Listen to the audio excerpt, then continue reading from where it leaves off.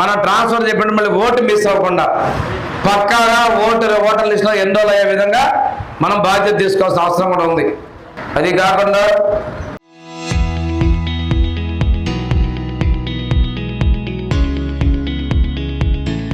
మనం డైరెక్ట్గా ఓటర్ నడిపోయే యాప్లో కూడా మనం కొత్త ఓటు చేసుకున్నప్పుడైతే లేదు మనం మిస్ అయితే 2002లో ఓటర్ లిస్ట్ ఉన్నటువంటి పేరు, ఆ బూత్ నంబరు, ఆ సీరియల్ నంబరు ఇవన్నీ పెట్టి నమోదు చేసుకోవడానికి కూడా ఉంది. అంటే ఈ ఆప్షన్ అయితే మన పెద్ద అవసరం లేదు.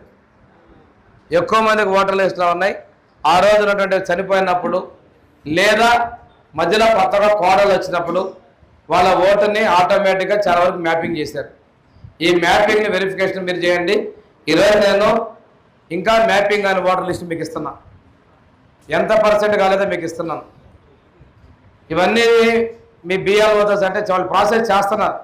నేను ఇచ్చిన చాలా పేర్లు కూడా రేపడే మీకు మ్యాపింగ్ చేసే ఉండొచ్చు.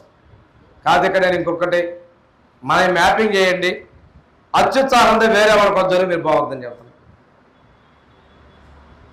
దయచేసి ఓటర్ లిస్ట్ని మీరు ఎంత జాగ్రత్తగా చూసుకుంటే అది పక్కాగా రాబోయే 40 సంవత్సరాలకు ఓటర్ లిస్ట్ని తయారు చేస్తున్నారు. దీనిలో చనిపోయిన వాళ్ళు దొంగ ఓట్లు, కొంతమంది సింగరాక ఉండకుండా పనులకు వస్తారు, ఓటు రాసుకుని నెక్స్ట్ సీజన్కి వాళ్ళు వెళ్ళిపోతారు, ఎక్కడ ఉంటారో కూడా తెలియదు. దయచేసి శ్రద్ధగా ఓటర్ లిస్ట్ మీద చేసుకోండి.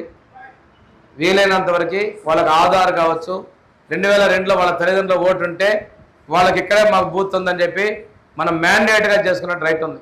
ఈరోజు మన వెరిఫికేషన్ కూడా చూసుకుంటే మన నియోజకవర్గం ఓవరాల్గా 75% ఓటర్ లిస్ట్ వెరిఫికేషన్ జరిగింది.